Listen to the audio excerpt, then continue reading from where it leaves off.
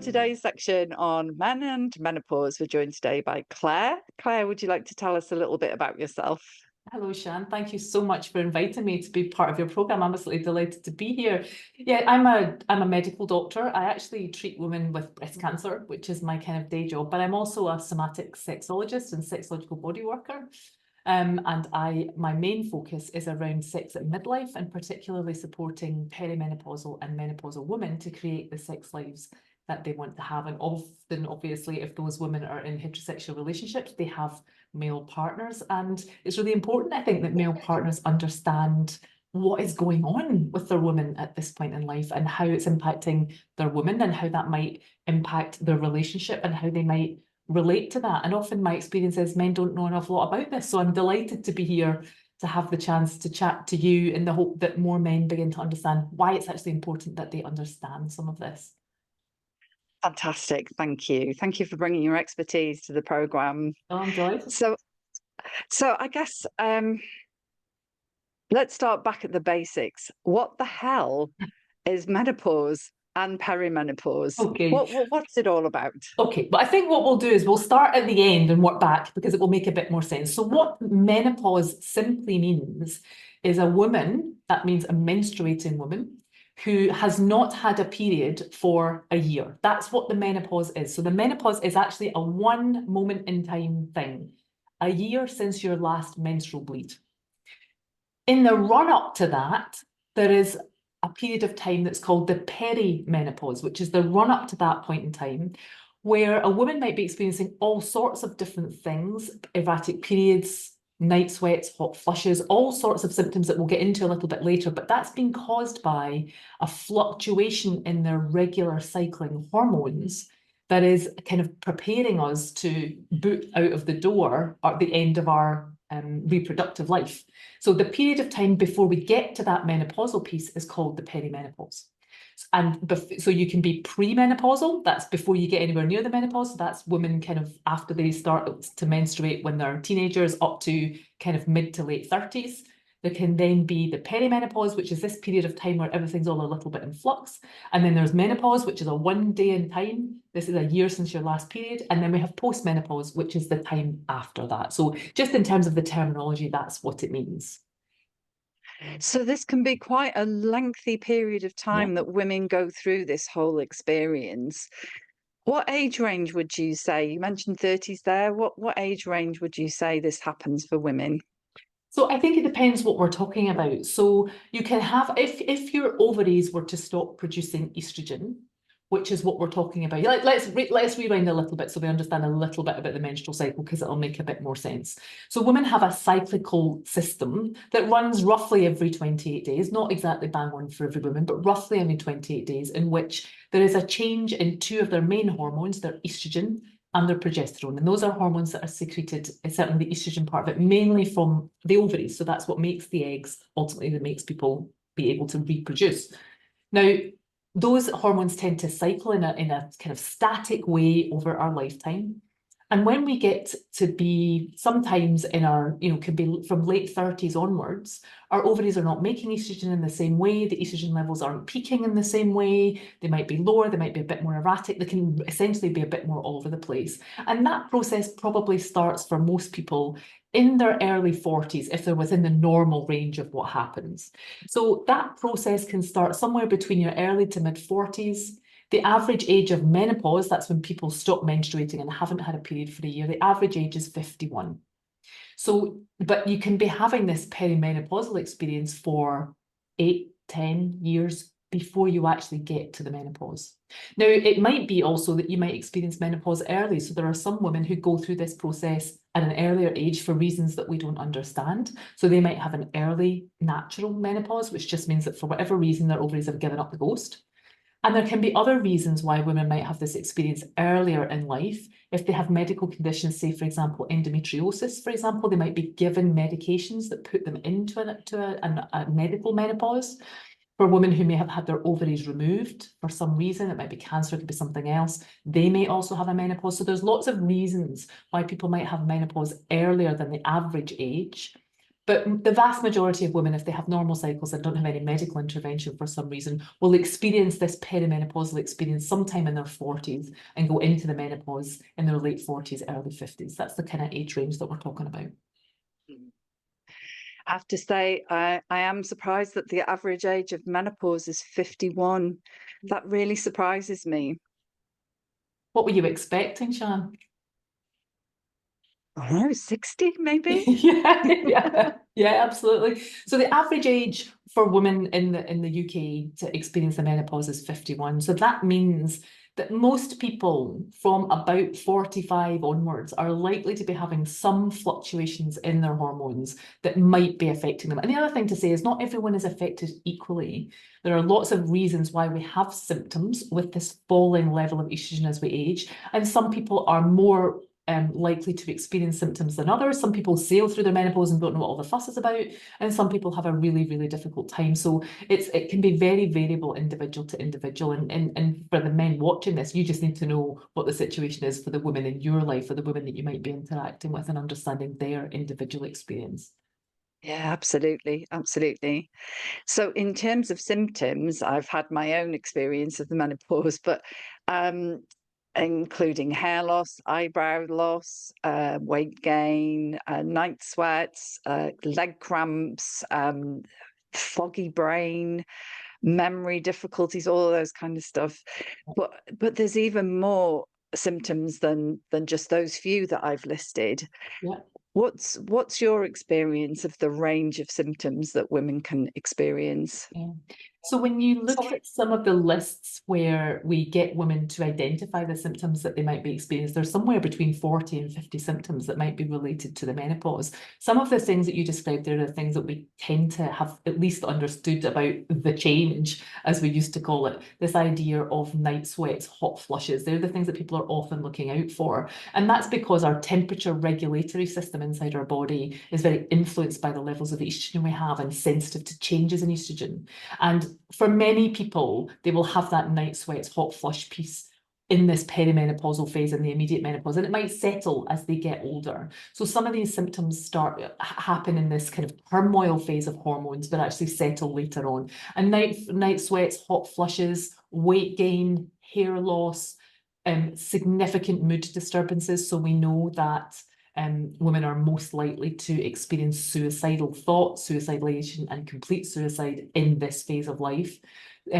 Depression, anxiety, unmasking sometimes of other conditions that women have been able to cope with up until this point. That might be things like ADHD, might be something to do with autistic spectrum disorders, where women have been able to get by, if you like, in society with knowing perhaps sometimes it's something a little bit different about them, but everything comes crashing down when they get to this phase and everything is so in turmoil for them. Many other symptoms, the things that I talk about the most, are related to the symptoms and related to our sexuality and our sexual expression. So I think one of the things that men really don't understand, and actually the reason men don't understand it is because the vast majority of women don't understand it either, is Yeah, that our agreed. genital tissues are the most sensitive to this hormone estrogen. So I brought my velvet vulva because we can use this to highlight. So this is Yay. Verity, my velvet vulva. I don't go anywhere without my vulva, people. This, if we get an idea that if we imagine that this are the outer labia, or the parts of the vulva that are normally covered with hair, we've got the inner lips here, the inner labia, we have the little clitoral hood, that's a little bit of tissue that covers the clitoris, we've got the head of the clitoris under here, we've got where we pee out of, which is the urethra, that's where people pee out of, which is between the clitoris and then the vagina itself and the G-spot in there, and of course we've got the anus down here. So all of these tissues and the tissues that are above these, so that's the pelvic floor, that's the sling of muscle that holds everything in place, and the bladder on top of all of this, all of these tissues are the most exquisitely sensitive to estrogen in our body. All the cells of our body, all the parts of our body, eyes, ears, heart, all have estrogen receptors and they all respond to estrogen, which is why this can be such a whole body experience for people when the estrogen level falls off. But the most exquisitely sensitive are these tissues. And if these tissues experience a drop in estrogen, they stop working properly. So people will come to me and they'll say, Claire, I think my clitoris is shrinking. That can't possibly be true. And I go, no, it is true. That is what's happening. I don't feel as sensitive down here. Things are really dry and really sore. And all of these things are symptoms of low estrogen levels. They can happen at other points in a woman's life too. If they're on hormonal contraception, for example, it can happen immediately after a baby, for example, these things can happen. But the tissues here in pants are dying off. Literally, the term we used to use is called vaginal atrophy, and atrophy means a withering away or a dying off. That's what it means. These tissues are no longer working the way they did before. And of course, you can imagine if you've got very little sensation, if you're sore, if things are dry, if you don't lubricate when you're aroused in the same way, intercourse, penetrative intercourse, can be extremely painful. And this is extremely common. Somewhere between 70 to 80% of all women of menopausal, perimenopausal, menopausal age are having some problem with their sex lives. The pain and dryness associated with some of these things is a major contributing factor to that. And in my experience, women don't tell their partners. They don't tell their partners. One, they might not be aware themselves. So certainly it's not like this thing happens out of the blue and you're aware of it. Like all of these things that progressively change over time, we don't always notice. I didn't notice. I talk about this stuff all day, every day. And it took me probably a good 3 months after I started having symptoms to go, oh, there's something not quite right here, and go, oh, that's what it is. So it doesn't happen immediately overnight. However, if you're a man watching this whose wife is saying, actually, I'm just not feeling it or whatever, it is to be curious about what that might be about. In my experience, men tend to take that kind of thing quite personally about it's something about them, but actually your partner might be sore. It might be actually very difficult for them to engage in penetration, and they might not know what that's about either. And they might not know how to get help and what help is out there and available to help solve that problem for them. So that's one aspect of the sexual piece that happens with menopause. The other thing is a change in our desire and libido and ability to get aroused. Now, that's a much bigger, the dryness piece, the dryness and pain and loss of sensitivity and unable to orgasm piece is a very hormonally driven experience. That's because the estrogen, the tissues are not getting the estrogen they need. Desire and libido is a slightly different experience. And it's very multifactorial, meaning there are lots of little things that can impact whether we feel whether we feel horny, whether we want to have sex, whether we want to engage with a partner. But we do know that the hormonal factors play some part in that, but so do many other things. Life stress, pain, for example. Who would want to be having sex if it was painful? And also what we know about female sexuality, which is slightly different to how people in male bodies experience their arousal and their desire, is that desire for those in female bodies is very often responsive. So what we mean is, if we imagine what we think of as desire, what we see in the movies, what's portrayed to us in society, it's this idea that you have this overwhelming feeling that comes out of the blue that you want to fuck something. That's what we see as this kind of overwhelming experience. That's called spontaneous desire. And men watching this might have experienced that, because we know that for the people who experience that kind of desire, spontaneous desire, are generally in male bodies. And it generally happens more at the beginning of a relationship, at that heady mix at the beginning when we first can't keep our hands off each other. What we do know is for people in female bodies is that we experience much less of that spontaneous desire, and we experience what's called responsive desire, by which we mean is that once sexy things start happening, then our desire begins to come online. And the reason I think it's really important for men to understand this, if there's men watching this who've ever had the experience of their women going, oh, okay, then, okay, fine, yeah, okay, fine, let's have sex. And then they start to warm up, and then they really get into it, and then they go, my God, why don't we do this more often? That is what responsive desire looks like. I've had that experience. I don't know a single woman who I've ever worked with who's not had that experience. That is responsive desire. So although your partner might not appear to necessarily be in it from the get-go, understanding that their desire may well kick in when they understand that allowing that experience to happen will ignite their desire, that can be a really important game changer for men and for women, in my experience, because women don't know that that's how their desire works. So if they don't know and they're waiting for this bolt of spontaneous desire to come, and then it doesn't come, and then they think they're broken because it's not happening, it was never going to happen anyway. So I think there's a really important understanding for, often I think this is ascribed to why women often don't initiate sex in the same way that men might initiate sex, because men have that experience and that they use it to initiate a kind connection with their partner. Women very often don't have that initial spontaneous piece, which is often why women initiate sex less, I think, than men do. But to understand that if you know that as a couple, then you can work with it. You can, once you know, then there's amazing things that you can do with that, and accepting that you have different desire styles and desire profiles. And even with that, hormones can mess with that to some degree. So there's an understanding that our desire is different. There's an understanding that our desire can change with hormones. And the next big thing I think is important for people to understand is the understanding that our bodies cannot do stress and arousal, sexual arousal, at the same time.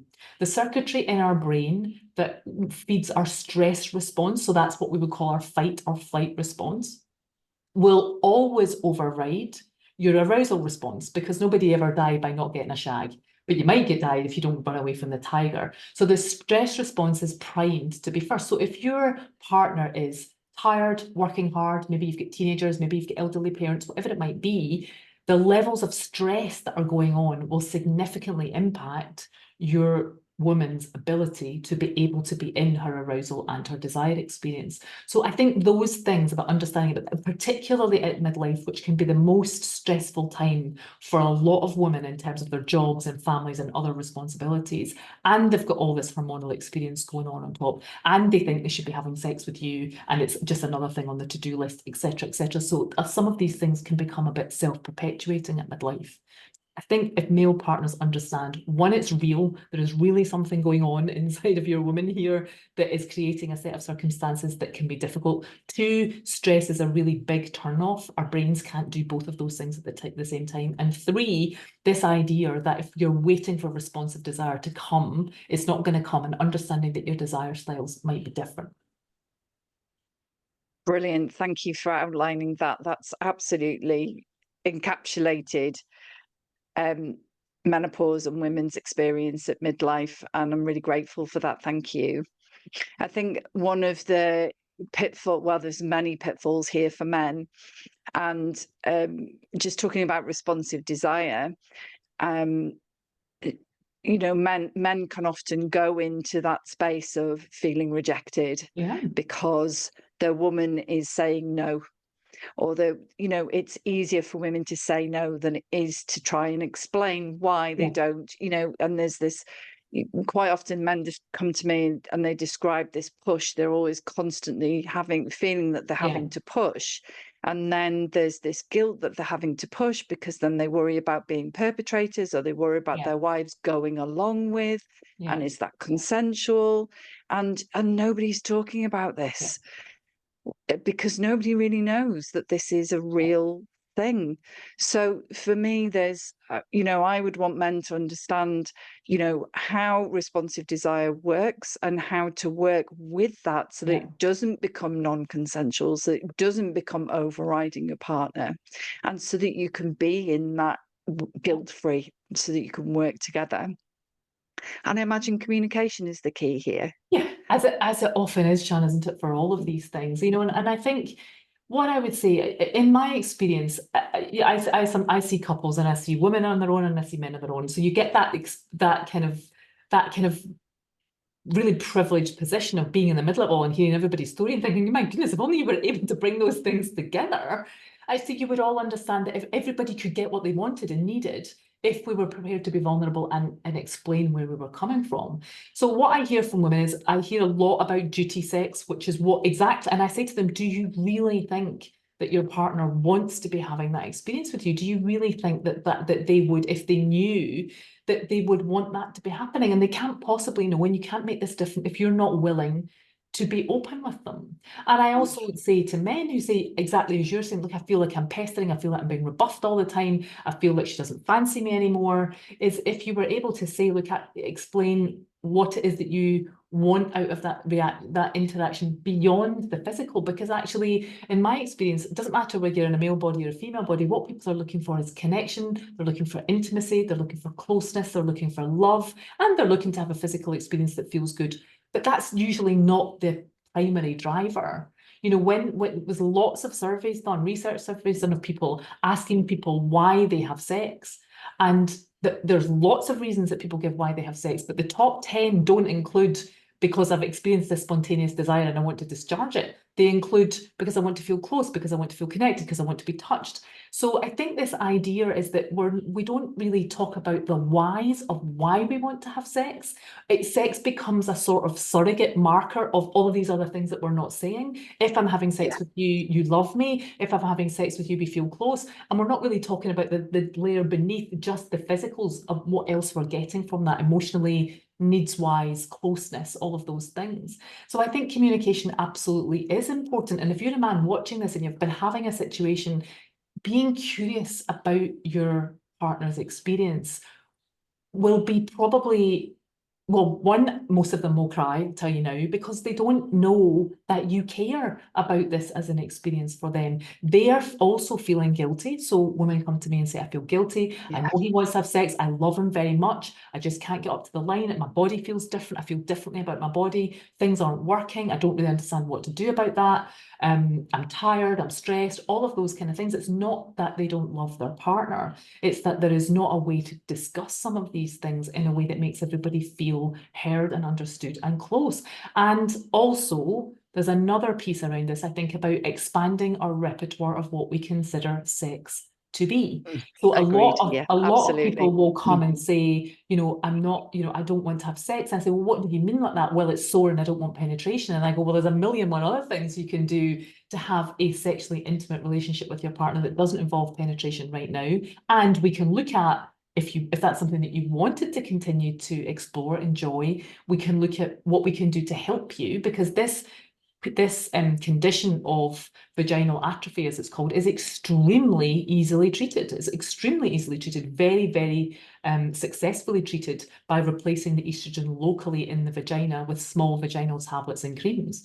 Now, that takes a bit of time. It doesn't work overnight. But, you know, if a woman comes to me and says, I really miss this, I really want this, and this is happening to me, and they're not aware of the fact that actually you can go to your GP and get a prescription tomorrow that will deal with some of this, then it's difficult for them to know. And again, if there's a man watching this who's thinking, my goodness, that's probably what's happening to my partner and we didn't know anything about it, then share it with them, because women don't know this either. It's not, this is the other thing to say to men, it's not you're in some kind of club that don't know. The reason I talk about it incessantly and became known as Dr. Dry Fanny is because nobody talks about it.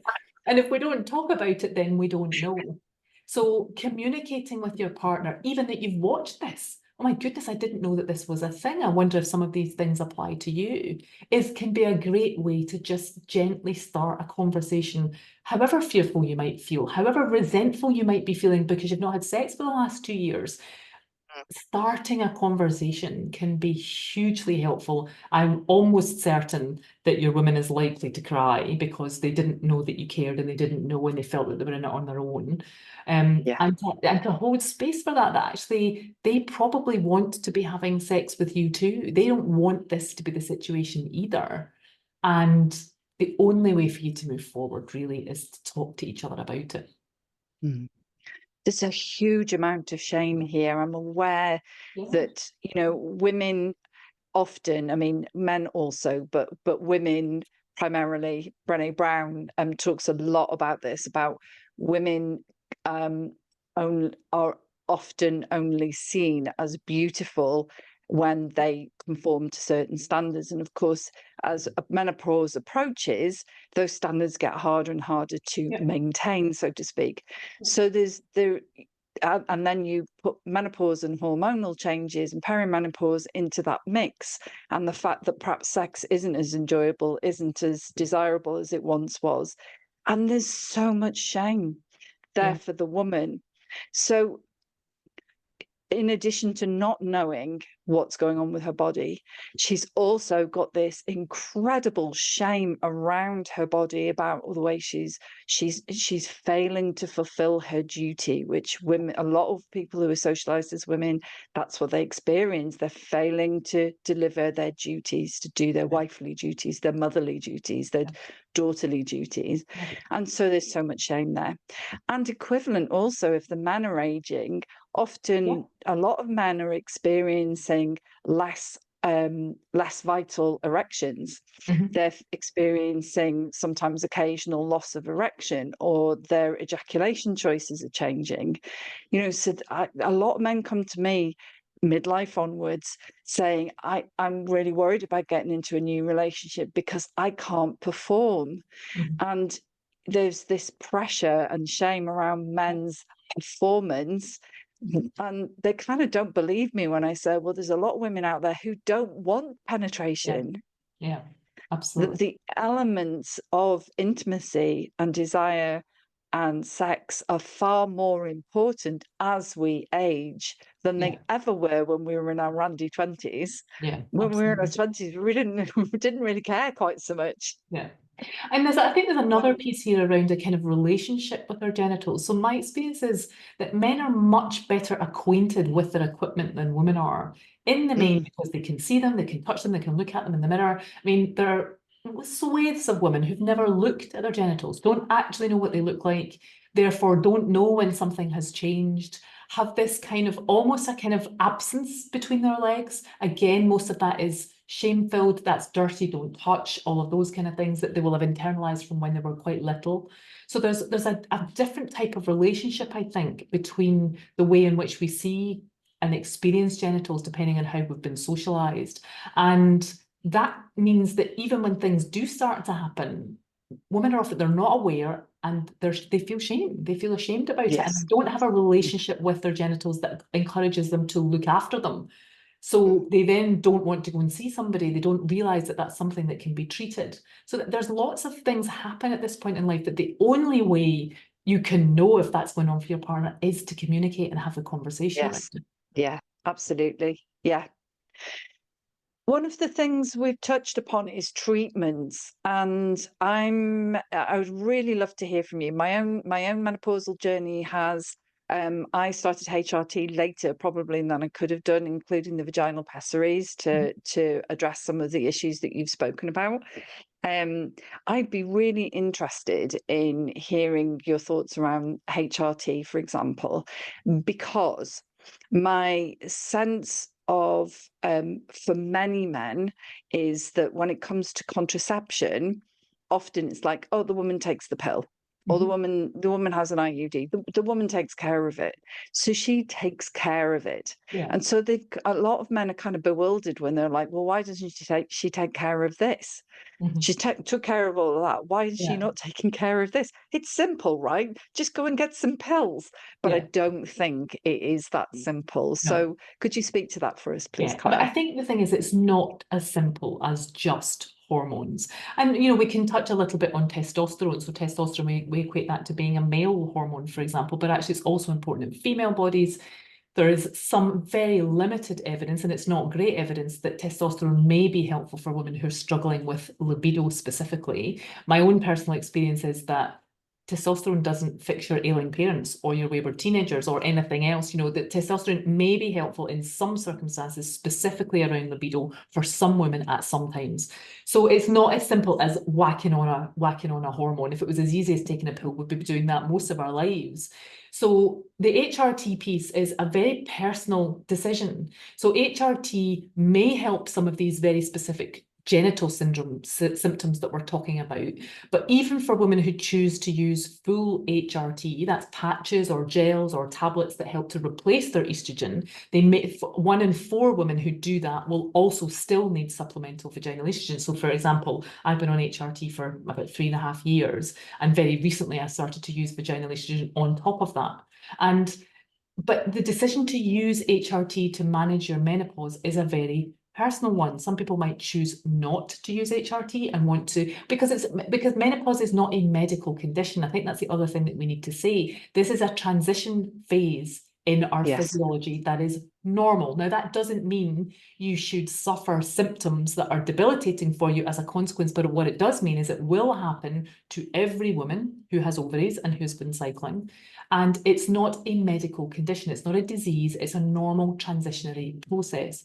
And some people may choose to use HRT to manage some of their symptoms of that, and some may not. And even if you do, we are still aging. So it's not, this Yes. doesn't rejuvenate you to being a 25-year-old. We are still aging with all of the things that come with that.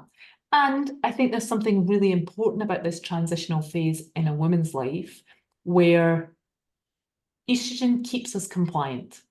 So there is a piece around the fact that our estrogen levels are there to support us to procreate. They're there to continue that nurturance should we choose to have had children in our lives. And that nurturance usually extends to our extended families and partners and all the rest of it. So estrogen is a compliance hormone. When that hormone begins to fall off, we begin to become less compliant, particularly. We may start to go, wait a wee minute here, why am I dealing with all of this stuff? Why is it falling to me? That might be about contraception, it might be about who runs the kids to football, it might be about who cooks the dinner or does the shopping or buys the Christmas presents or buys a birthday card for your mother-in-law, whatever it is. That piece, that there is something important about moving through that, dropping some of that conditioned, societal condition, this is what a woman is, and starting to go, what do I want? Who do I want to be? It's not surprising to know that the vast majority of baddies in fairy tales are witches who are older women who have fallen into an experience of what we might call cronehood, if we think about it in a different way, which is actually a wise woman place. And some of that piece is about moving from this earlier part of our life where we're compliant and we're,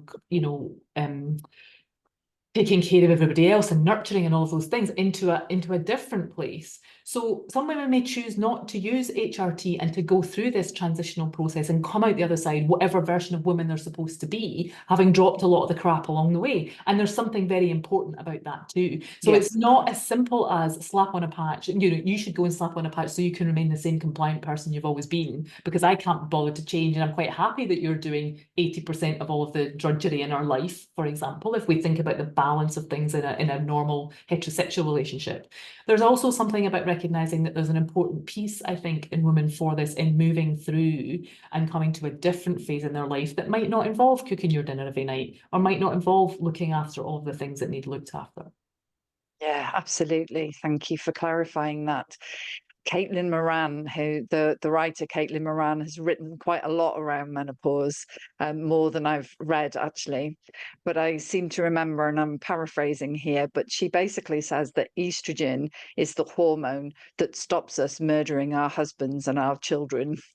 Yeah. And when that starts to ebb away, the impulse to murder our husband and Yeah, our children returns. absolutely. And And I there's know that's something, very tongue in cheek, yeah, there but is there's an something element of important that. about understanding some of that for women, is that this transitional piece is to who you are to become for the rest of your life. And if we think about it, often if we think back even 100 years, when the average life expectancy for a woman was something like mid-60s, for example, this period of your life would have been relatively short compared to your menstruating period of your life. Now you are likely to live somewhere between a third and a half of your life post-menopausal. So if you start your period at 10 and you finish at 50 and you live till you're 80, then you're going to live half of your life post-menopausally. So there's Yeah. something about recognizing that there's gifts on the other side of this. Yes, there can be difficulties getting through. I also have some concerns that we're kind of that what women actually need societally and what we need to be doing to make things fairer in the world can be obfuscated by simply just replacing the hormones so that women can continue to live the incredibly stressful, busy lives they've always been living, rather than recognizing that actually there are some imbalances here that there's an opportunity Yeah. to correct. It's time to stop. It's time to slow down. Yeah, It's time not to carry everything on our shoulders. yeah, And that's something that I think that's really important for all of us to understand, that women do carry the lion's share of the emotional load in relationships, in families, and are often trying their best to meet expectations from all quarters, yeah, children, grandchildren, partners, family, aging parents. And it's a lot, and it does arrive at midlife.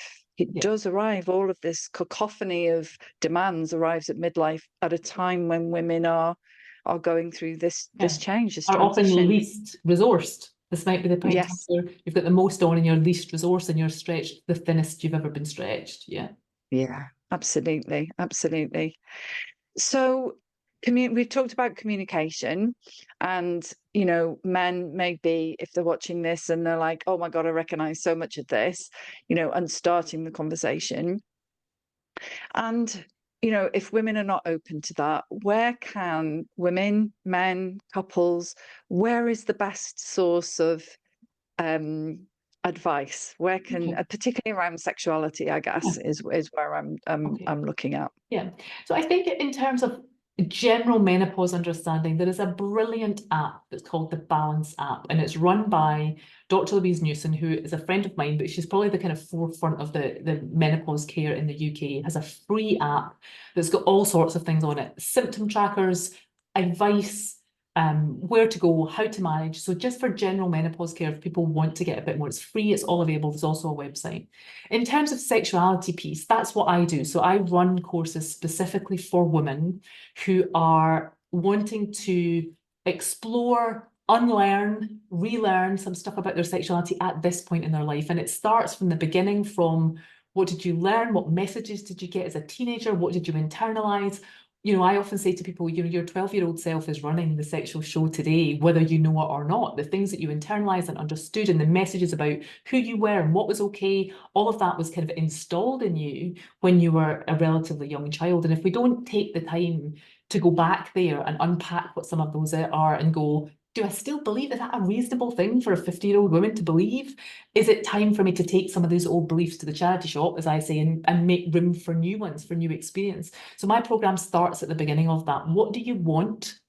Oh, you don't know what you want. Okay, let's figure out what you want. What do you want? Yeah. What do you believe? What's in the way of getting what you want? And we start there and we go through lots of phases of the whole menopause. What is your menopausal experience? What is it that you're experiencing? What is it that you're holding in your life? What things are getting in the way? What are your sexy accelerators? What are the things that turn you on? What are the things that turn you off?